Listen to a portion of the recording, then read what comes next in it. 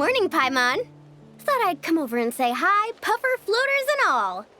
Morning, Mualani. How are you so full of energy? Weren't you the one partying the hardest last night? That was last night. I got a good night's sleep, and now I'm good as new. Here, take this. It's your prize for completing the album. I picked yours up, too, to save you the trip. Wow! Thanks, Mualani. That was so nice. When it comes to helping people, a good guide always thinks one step ahead, right? Oh, and speaking of work, I guess our vacation's almost over, huh? Probably for the best. If I don't head back soon, I'm worried my little doggy won't even remember me. And after talking to the others, it seems like everyone is just about ready to get back. Some are missing their families. Others are going through dandelion wine withdrawal, I guess. Even Chaska seems to be feeling it. Not that she'd ever admit it, but I have noticed her gazing back towards the Flower Feather clan at night.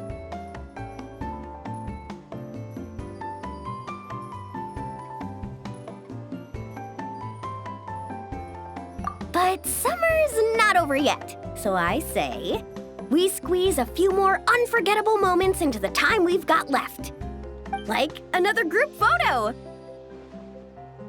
Hey, how about taking one right here? After all this time, Paimon's grown kind of attached to this place. Great idea! Why don't you spruce up this wall, and I'll go gather the others. See you over at the plaza!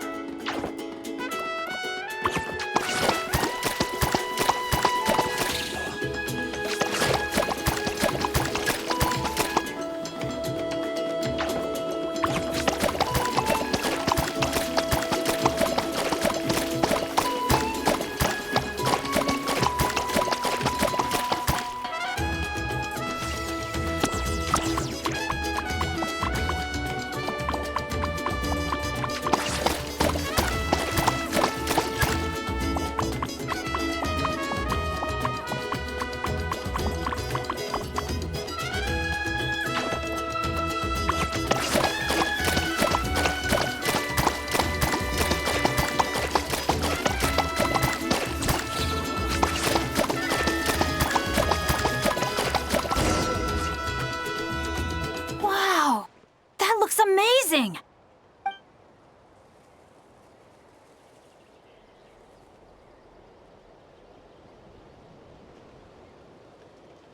Guys, over here! We're gonna take a picture together! Oh, not bad, not bad. You're all looking full of energy this morning. Not a trace of bedhead or dark circles in sight. Whoa, you even look out for stuff like that? Well, what kind of guide would I be if I didn't pay attention to the details? Yeah, and what kind of bard would I be if I didn't appreciate a good drink? What's that got to do with anything? Somehow, though, I know exactly what he means.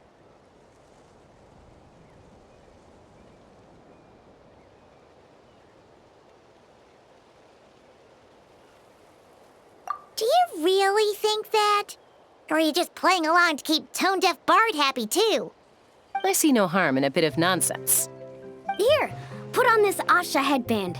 It's a souvenir from the rest of us.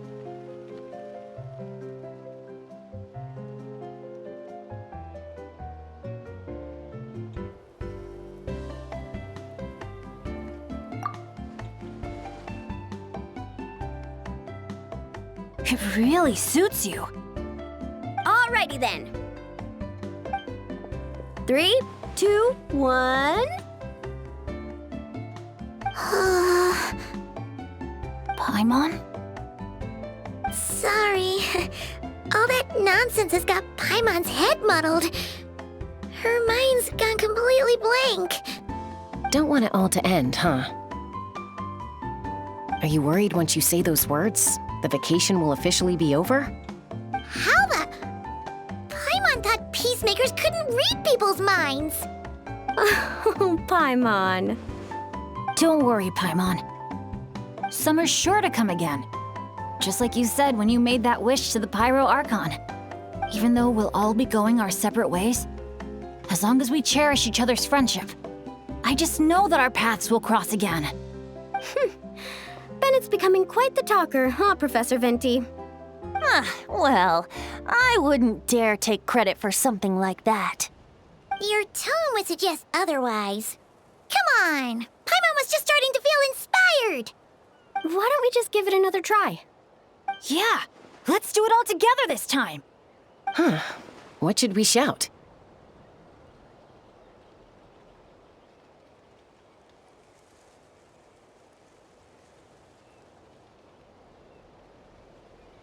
Sounds good!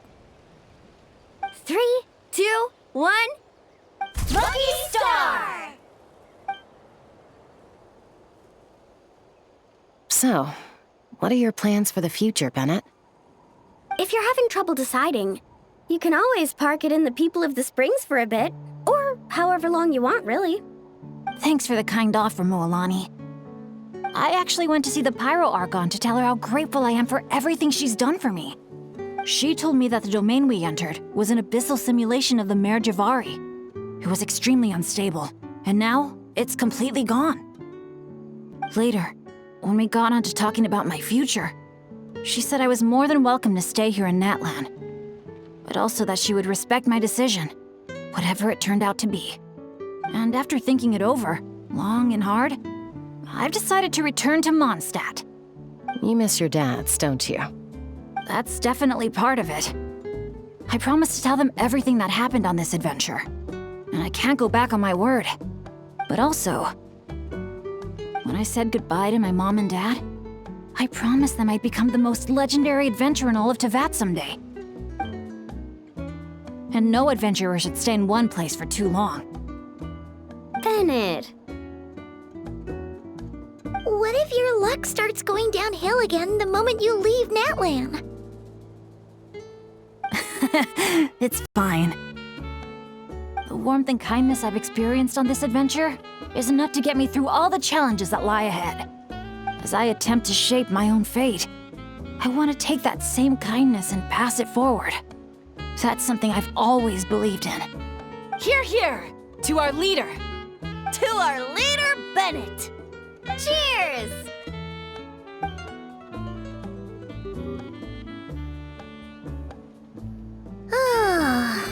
This is gonna be another all-nighter, isn't it? The fun never stops. Who's up to perform next? Bennett's almost fallen asleep several times now. No. I can still keep going. Go get some rest now, guys. And seeing as you've still got the energy, I'll leave the cleanup to you, Mualani. Huh? Why me? Traveler, perhaps you could join me for a walk? I know a great spot.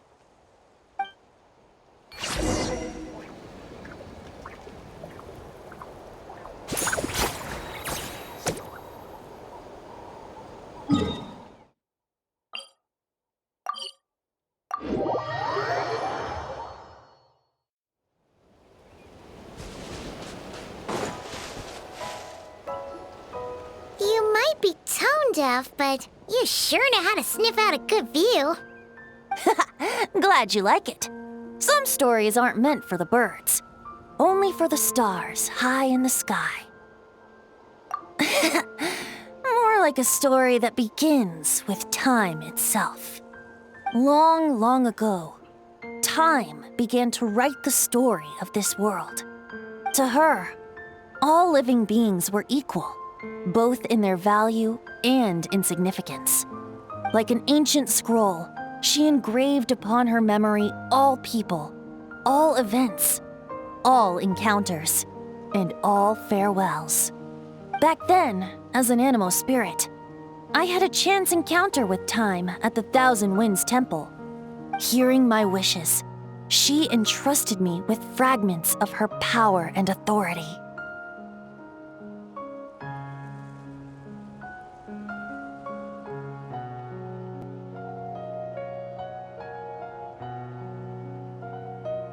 Sounds like you've heard the story of time and the wind before. Charming, isn't it? Through the memories engraved in rituals, poems, ruins, and ancient texts, the same beings she considered so insignificant have met her, time and time again. So, this is the story you wanted to share? More like the prologue. The corruption of the Mare Javari is tied to time itself.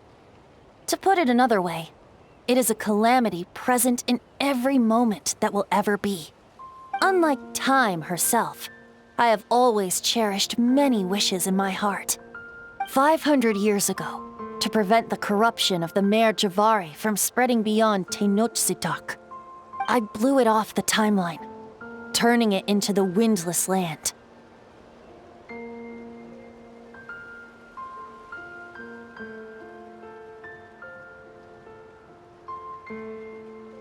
Oops, seems like I may have confused you.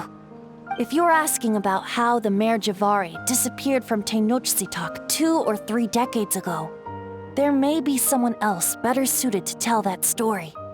The Mare Javari has been the bearer of too many stories that weren't meant to be its own. I merely played a part in one of its chapters. And the choice I made 500 years ago came with a price. Some souls were unable to return to Mondstadt as a result, while others stayed to settle in this land, merging with the Monitu to become the Asha we see today. So the reason you're here in Tenochtitlán is because... Correct. I'm here to collaborate with the current Pyro Archon, Mawika.